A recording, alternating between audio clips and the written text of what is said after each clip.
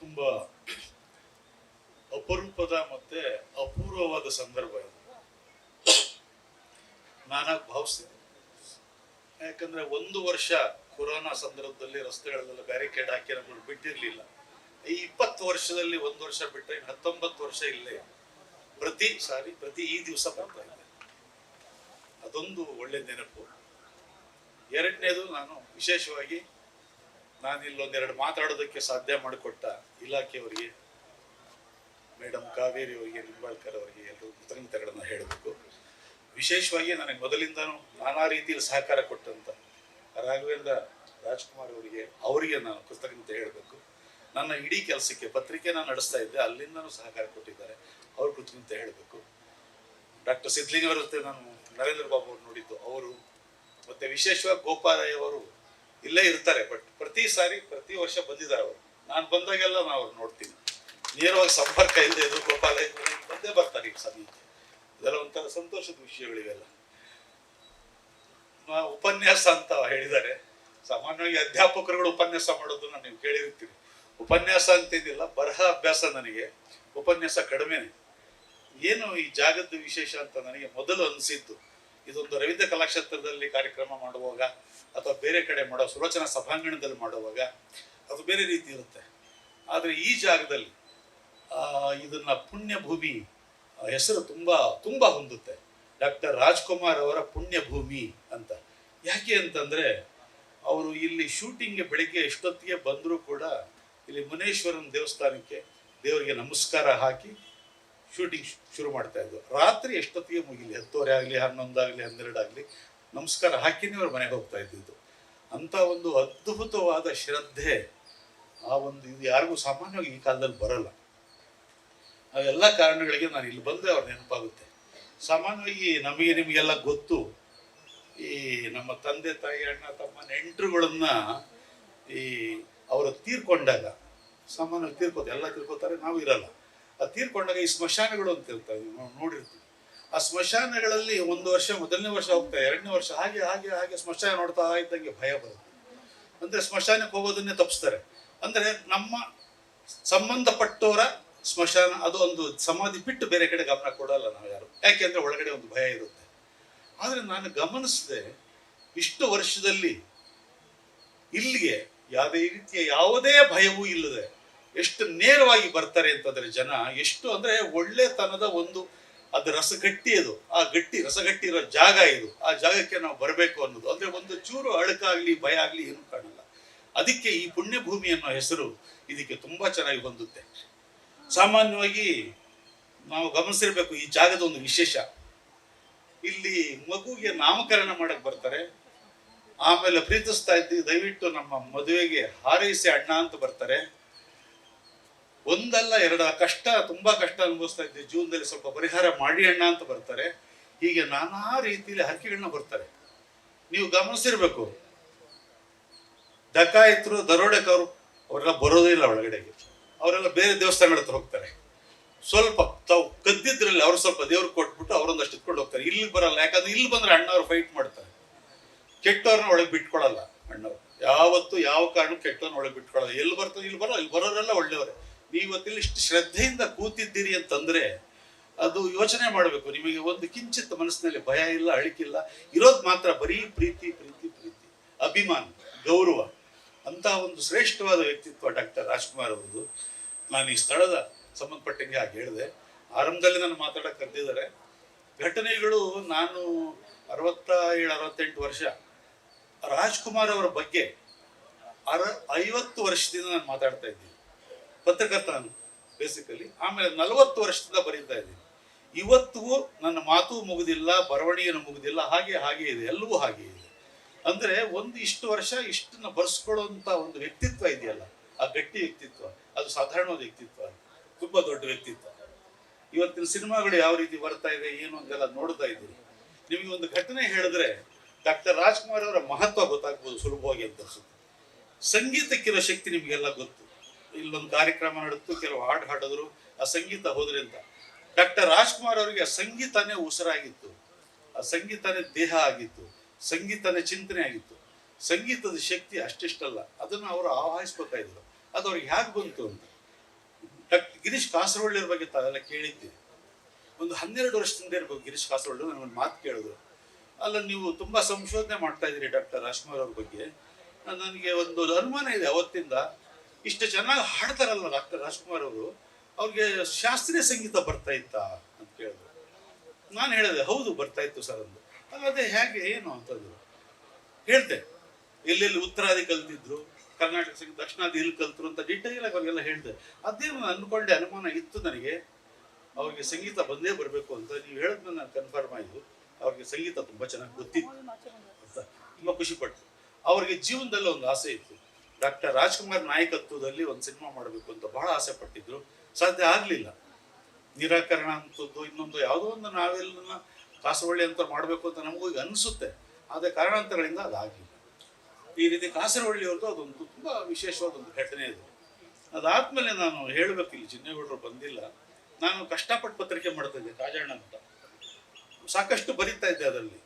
ಅದಕ್ಕೆ ಮುಂಚೆ ನಾನು ಏನು ಮಾಡಿದೆ, ಅರಗಿಣಿ ಅಭಿಮಾನಿ ಅಂತ ರಾಜ್ಕುಮಾರ್ ಅಭಿಮಾನಿ ಸಂಘದವರೇ ಮಾಡುವಂಥದ್ದು, ಸಂಘದ ಒಬ್ಬ ಸದಸ್ಯರು ವೆಂಕಟೇಶ್ ಅಂತ, ಟಿ ವೆಂಕಟೇಶ್ ಅಂತ ಅವೆಲ್ಲ ಕೇಳಿದ್ದೀನಿ, ಈಗ ಬರ್ತಾ ಇಲ್ಲ ಅನಿಸ್ತಾರೆ ಅರಗಿಣಿ. ಆ ಪತ್ರಿಕೆಗೆ ನನ್ನ MA ರಿಸಲ್ಟ್ ಬಂದಿರಲಿಲ್ಲ, ಇನ್ನು ನಾನು ಆ ಪತ್ರಿಕೆಯಲ್ಲಿ ಸೇರಿಕೊಂಡೆ.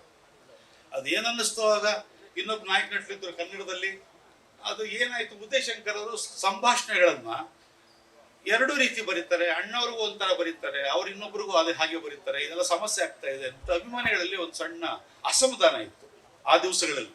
ನಾನು ಹೇಳ್ತಾ ಇರೋದು 85, 84, 83 ಅಸಮಾಧಾನ ಇತ್ತು. ಅದಕ್ಕೆ ಏನು ಮಾಡಿದ್ರು, ನಾನು ಕೆಲಸ ಮಾಡಿದ ಪತ್ರಿಕೆ ಅಭಿಮಾನಿ, ಅರಗಿಣಿಯಲ್ಲಿ ಏನಾಯ್ತು, ಒಂದು ಕನ್ನಡಕ್ಕೊಬ್ಬನೇ ಉದಯಶಂಕರ ಇದು ಯಾವ ನ್ಯಾಯ ಅಂತ ಒಂದು ದೊಡ್ಡ ಹೆಡ್ಡಿಂಗ್ ಹಾಕಿ ಬಹಳ ದೊಡ್ಡ 2 ಪೇಜ್ ಆರ್ಟಿಕಲ್ ಬರೆದು.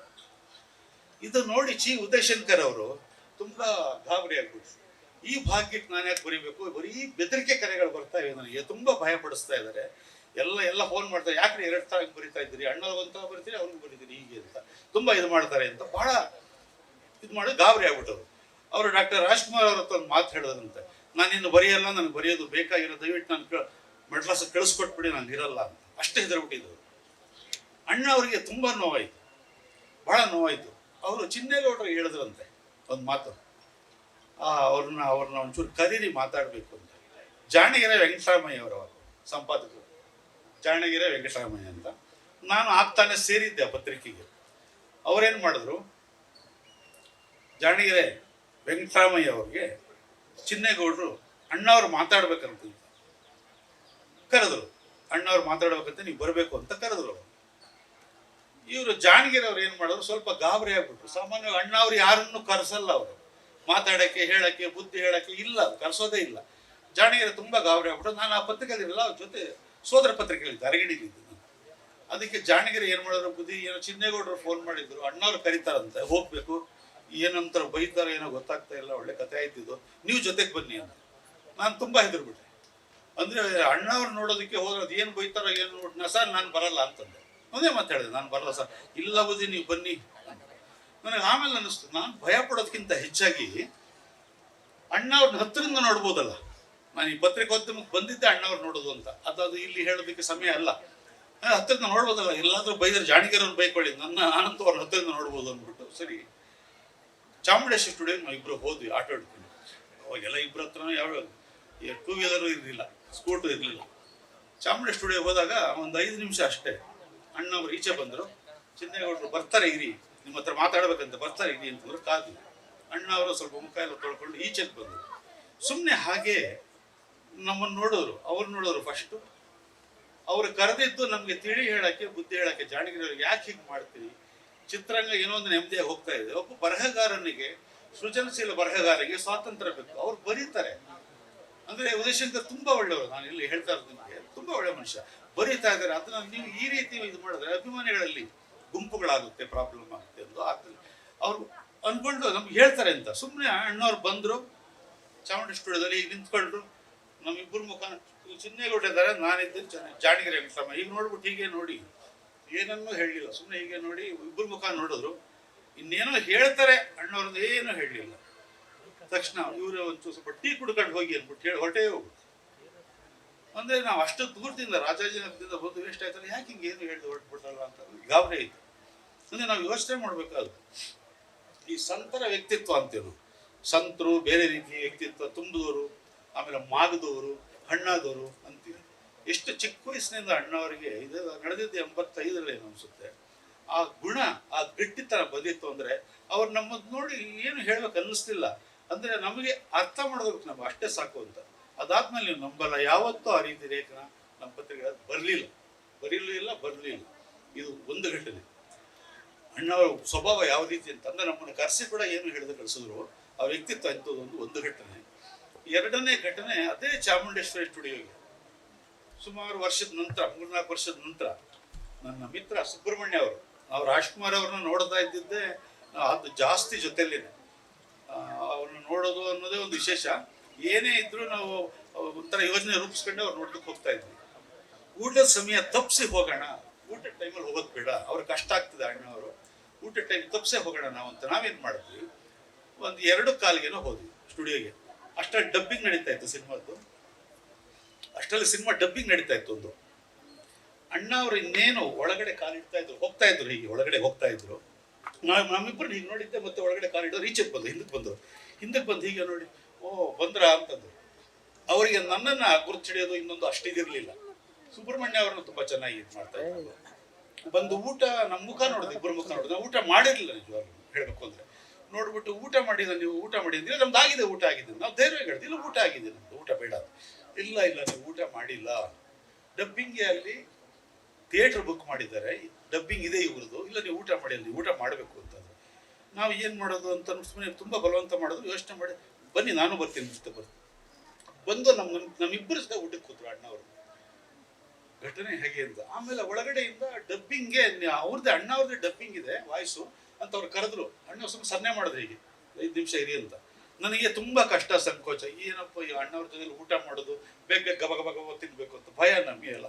ಯಾಕಂದ್ರೆ ಅವ್ರನ್ನ ನೇರವಾಗಿ ಕಣ್ಣಲ್ಲಿ ಕಣ್ಣಿಟ್ಟು ನೋಡೋದು ಬಹಳ ಕಷ್ಟ, ಆ ಥರದ್ದು ಪ್ರಭೆ ಇತ್ತು ಅವ್ರಿಗೆ. ಹೀಗಾಗಿ ಬೇಗ ಊಟ ಮಾಡಿದಿಲ್ಲ. ಊಟ ಮಾಡೋವರೆಗೂ ಕೂತಿತ್ತು 12-13 ನಿಮಿಷ. ಆಮೇಲೆ ಮಾತಾಡಿ ಒಳಗಡೆ ಬಂದು ಕೂತ್ಕೋತಿರಲ್ವಾ, ಎಲ್ಲ ಕೆಲಸ ನೋಡ್ತಿರಲ್ವಾ, ನಾನು ಹೋಗ್ಲಾ ಅಂತ ಹೇಳಿ ಒಳಗಡೆ ಹೋದ್ರು. ಅಂದ್ರೆ ಈ ಘಟನೆಗಳನ್ನ ಬರೆಯೋಕ್ಕೂ ಆಗಲ್ಲ. ಈ ಥರದ ಎಷ್ಟೋ ಘಟನೆಗಳು ನಡೀತಿದೆ. ಬಹಳ ಅದ್ಭುತವಾದ ಇದು. ಪತ್ರಕರ್ತರಲ್ಲಿ ನಾನು ನೋಡಿದ್ದೀನಿ, ನಾನು ಇಡೀ ವೃತ್ತಿನೇ ಪತ್ರಕರ್ತನ ಕಳೆದಿದ್ದು.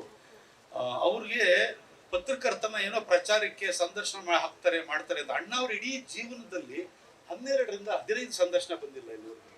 ನಾವು ಚೆನ್ನಾಗಿ ಗಮನಿಸ್ಕೋಬೇಕಿದ್ದನ್ನ. ನಾನು ಎಲ್ಲ ನೋಡಿದ್ದೀನಿ, ಎಲ್ಲ ಬುಕ್ಸು ಎಲ್ಲ ಪರಿಶೀಲಿಸಿದ್ದೀನಿ. ಹೆಚ್ಚಂದ್ರೆ 12-15 ಅಷ್ಟೇ ಸಂದರ್ಶನ ಬಂದಿರೋದು ಇಷ್ಟು ವರ್ಷಗಳಲ್ಲಿ. ಅಂದ್ರೆ ಅವರು ಪ್ರಚಾರಕ್ಕೆ ಅನ್ನೋದು ಬಯಸ್ತಾ ಇದ್ರಲ್ಲ. ಆದ್ರೆ ಮೆಡ್ರಾಸಲ್ಲಿ ಅವ್ರಿಗೆ ತುಂಬಾ ಆಪ್ತರ ಇದ್ದವರು PG ಶ್ರೀನಿವಾಸ ಮೂರ್ತಿ ಅವರು ಅಂತ, ಬಹಳ ಆಪ್ತರು, ತುಂಬಾ ಆಪ್ತರು. ಅಂದ್ರೆ ಅವರು ತೀರ್ಕೊಂಡ್ರು, ಅವ್ರು ತುಂಬಾ ಹತ್ರ ಇದ್ರು. ಅದು ಬಿಟ್ಟು ಬೆಂಗಳೂರಿಗೆ ಅಣ್ಣವ್ರು ಬಂದಾಗ ಇಲ್ಲಿ ತುಂಬಾ ಹತ್ರ ಇದ್ದವ್ರು ಯಾರು ಅಂತಂದ್ರೆ, ನಿಜ ಹೇಳ್ಬೇಕು ಅಂದ್ರೆ ಬಿ ಗಣಪತಿ ಅವರು, ಅವರನ್ನು ಬಿಟ್ಟರೆ ಪ್ರವೀಣ್ ನಾಯಕ್ ಅವರು ಇದ್ರ ಜೊತೆಲಿ. ಅದು ಬಿಟ್ಟರೆ ನಮ್ಮ ಸುಬ್ರಹ್ಮಣ್ಯ ಅವರು, BN ಸುಬ್ರಹ್ಮಣ್ಯ, ಇವ್ರನ್ನ ತುಂಬಾ ಅವರು ಬಹಳ ಪ್ರೀತಿಯಿಂದ ಕಾಣೋರು. ನಾವು ಜೊತೆಲಿ ಇರ್ತಾ ಇದ್ವಿ, ಆದ್ರೆ ಅವರ ಅಫೆಕ್ಷನ್ ಅಂತ ಏನಂತೀವಿ ನಾವು, ಅದನ್ನ ಆ ಸೆಳೆತ, ಆ ನೋಟ ನಮ್ಮ ಕಡೆ ಸೆಳೆಯೋದಕ್ಕೆ, ನನ್ನ ಕಡೆ ಸೆಳೆದಕ್ಕೆ ಆಗ್ತಾ ಇರ್ಲಿಲ್ಲ. ಚೆನ್ನಾಗಿ ಪರಿಚಯ ಇದ್ರು, ಎಷ್ಟೋ ಗಂಟೆಗಳು ಕಳೆದಿದ್ದು ಅವ್ರ ಜೊತೆ, ಕಷ್ಟ ಆಗ್ತಾ ಇತ್ತು ನಮಗೆ. ಅಂದ್ರೆ ಅವ್ರನ್ನ ತುಂಬಾ ಖುಷಿ ಮಾಡೋರು. ನಾನು ಚೆನ್ನಾಗಿ ನೆನಪಿದೆ, ನಾನು ಇದ್ದ ಪತ್ರಿಕಾಗೋಷ್ಠಿಗಳಲ್ಲಿ ನಾವೆಲ್ಲ ಪ್ರಶ್ನವ್ರು 20-30 ಜನ ಇರ್ತಾ ಇದ್ವಿ. ನಮ್ ಯಾರಿಗೂ ಅಣ್ಣವ್ರು ಮಾತಾಡ್ಸೋ ಶಕ್ತಿ ಇರ್ತಾ ಇರ್ಲಿಲ್ಲ. ಎಲ್ಲ ಸುಬ್ರಹ್ಮಣ್ಯ ಅವ್ರಿಗೆ ಕೇಳ್ತಾ ಇದ್ದಿದ್ದು. ಸುಬ್ರಹ್ಮಣ್ಯ ಅವರು ಒಂದು ಸ್ವಲ್ಪ ಏನೋ ಅಣ್ಣವ್ರನ್ನ 10 ನಿಮಿಷ ಈ ಕಡೆ ಎಳ್ಕೊಂಬರಕ್ಕಾಗುತ್ತಾ ಸೈಡ್ಗೆ, ಮಾತಾಡ್ಬಿಡ್ತೀವಿ, ಏನು ವಿಷಯನ ಸಿಕ್ಕಲ್ಲ, ಮುಹೂರ್ತಕ್ಕೆ ಬಂದಿದ್ವಿ, ಸ್ವಲ್ಪ ಈ ಕಡೆಗೆ ಅಂತ. ಸುಬ್ರಹ್ಮಣ್ಯ ಅವರು ಅಣ್ಣವ್ರ ಹತ್ರ ಹೋಗಿ ಚಿಕ್ಕದಾಗಿ ಮಾತಾಡಿ, ಅದಕ್ಕೇನಂತೆ, ಆಯ್ತು ಬರ್ತೀನಿ, ಮಾತಾಡೋಣ, ಏನ್ ಕೇಳ್ತಾರೆ ಕೇಳಿ ಅಂತ ಪಕ್ಕಕ್ಕೆ ಬಂದು ಮಾತಾಡ್ಸೋದು. ಹೀಗಾಗಿ ತುಂಬಾ ಮುಖ್ಯವಾದ ಪಾತ್ರಗಳು, ಒಳ್ಳೆತನಕ್ಕೆ ಅಣ್ಣವ್ರು ಕೊಡ್ತಾ ಇದ್ದಾರೆ ಬೆಲೆ, ಅದು ಬಹಳ ವಿಶೇಷವಾದ. ಇವತ್ತು ಈ ಕಾರ್ಯಕ್ರಮಕ್ಕೆ ತುಂಬಾ ಮುಖ್ಯವಾದವರೆಲ್ಲ ಬಂದಿದ್ದೀರಿ. ಮಾತಾಡೋದು, ನಾನು ಹೇಳ್ತಾ ಇದ್ನಲ್ಲ, 50 ವರ್ಷದಿಂದ ಮಾತಾಡ್ತಾ ಇದ್ದೀನಿ, 40 ವರ್ಷದಿಂದ ಬರ್ತಾ ಇದ್ದೀನಿ ಅಂತ ಮುಗಿದಿಲ್ಲ, ಅದು ಮುಗಿಯೋದು ಇಲ್ಲ. ಆಮೇಲೆ 100 ಘಟನೆಗಳನ್ನು ನಾನು ಪುಸ್ತಕದಲ್ಲಿ ಬರೆದಿದ್ದೀನಿ. ನನ್ನ ನೆನಪಲ್ಲೂ 100 ಇವೆ, ಎಲ್ಲ ನುಗ್ಗಿ ಮಾಡಿ ಎಲ್ಲ ಬರ್ತವೆ. ತುಂಬಾ ಕಷ್ಟ. ಇವತ್ತು ತುಂಬಾ ಆಶ್ಚರ್ಯ ಅಂತಂದ್ರೆ, ತುಂಬಾ ಮೊನ್ನೆ ತಾನೇ ಅತ್ತಿಮಬ್ಬೆ ಪ್ರಶಸ್ತಿ ಬಂತು. ಸುಕನ್ಯಾ ಮಾರುತಿ ಅವರಂತ ಕವಿಯತ್ರಿ, ಅವ್ರು ಬಂದಿದ್ದಾರೆ, ಅಣ್ಣವ್ರ ಅಭಿಮಾನಿ ಅವರು. ಅದು ಒಂದು ವಿಶೇಷವಾದ, ಇಲ್ಲಿ ಕೂತಿದ್ದಾರೆ ಅವ್ರನ್ನ, ಸುಕನ್ಯಾ ಮಾರುತಿ ಅವರು ಅಂತ. ನಾವು ಡಿಗ್ರಿ PUC ಓದಾಗಲೇ ಪದ್ಯ ಬರಿತಾ ಇದ್ದವರು. ಲೇಖಕಿ BS ಮಧುಮತಿ ಅಂತ, ಅವ್ರು ಬಂದಿದ್ದಾರೆ. ಅವರು ನಾನು ಸಮಗ್ರ ಚರಿತ್ರೆ ಬರೋದಕ್ಕೆ ಸಹಾಯ ಮಾಡಿದವರು, ತುಂಬಾ ಸಹಾಯ. ಅದು ಯಾಕೆ ಅಂತಂದ್ರೆ ಅವರು ಹೆಂಡತಿ ಆಗಿರೋದನ್ನ ಸಹಾಯ ಮಾಡ್ತಿರ್ಬೇಕು. ಅದೊಂದು ಬಂದಿದ್ದಾರೆ, ಬಹಳ ಗಣ್ಯರಿದ್ದಾರೆ. ನನ್ನ ಗುರುಗಳು ರಾಜ್ಕುಮಾರ್ ಅವರಂದ್ರೆ ಬಹಳ ಅಕ್ಕರೆ ಅಭಿಮಾನ. ಗುರು ರಾಮಚಂದ್ರಪ್ಪ ಅವರು ಎಷ್ಟು ಅಕ್ಕರೆ ಎಷ್ಟು ಅಭಿಮಾನ ಅಂದ್ರೆ ಅದು ಅವ್ರು ಹೇಳಕ್ಕಾಗಲ್ಲ. ಅವರು ಅವರಿದ್ದಾರೆ, ಇನ್ನು ಕೆಲವರೆಲ್ಲ ಚೆನ್ನ ಅವರಿದ್ದಾರೆ, ಎಲ್ಲ ಇದ್ದಾರೆ. ಶ್ರೀಮತಿ ರಾಘಣ್ಣ ಅವರು, ಶ್ರೀಮತಿ ರಾಘಣ್ಣ ಅವರಿದ್ದಾರೆ. ಎಲ್ಲರಿಗೂ ತುಂಬ ಕೃತಜ್ಞತೆ ಹೇಳಬೇಕು. ಇಷ್ಟೊತ್ತಾದ್ರೂ ಮಾತಾಡ್ಬೋದು, ಇನ್ನು ಮಾತಾಡೋರು ಇದ್ದಾರೆ ಅಂತ. ಘಟನೆಗಳು ಬಹಳನೇ ಇವೆ, ತುಂಬಾನೇ ಇವೆ ಘಟನೆಗಳು. ಅಷ್ಟನ್ನು ಹೇಳಕ್ ಸಾಧ್ಯ ಆಗದೇ ಇರ್ಬೋದು ಅಂತ ಇನ್ನೊಂದು ಸಂದರ್ಭಗಳು ಯಾವತ್ತನ ಹೇಳೋಣ ಅಥವಾ ಬರೆಯೋಣ ಅಂತ ಹೇಳಿ ನಾನೊಂದೆರಡು ಮಾತು ಮುಗಿಸ್ತೀನಿ. ಎಲ್ಲರಿಗೂ ನಮಸ್ಕಾರ. ಲೇಟೆಸ್ಟ್ ಹಾಗೂ ಇಂಟ್ರೆಸ್ಟಿಂಗ್ ಸುದ್ದಿಗಳಿಗಾಗಿ ಬಾಸ್ ಟಿವಿ ಕನ್ನಡ ಚಾನೆಲ್ನ ಸಬ್ಸ್ಕ್ರೈಬ್ ಮಾಡಿ. ಹಾಗೆಯೇ ಬೆಲ್ ಐಕಾನ್ ಪ್ರೆಸ್ ಮಾಡಿ. ಇದರ ಜೊತೆಗೆ ಫೇಸ್ಬುಕ್, ಇನ್ಸ್ಟಾಗ್ರಾಮ್, ಎಕ್ಸ್ನಲ್ಲೂ ಮಿಸ್ ಮಾಡದೆ ಫಾಲೋ ಮಾಡಿ.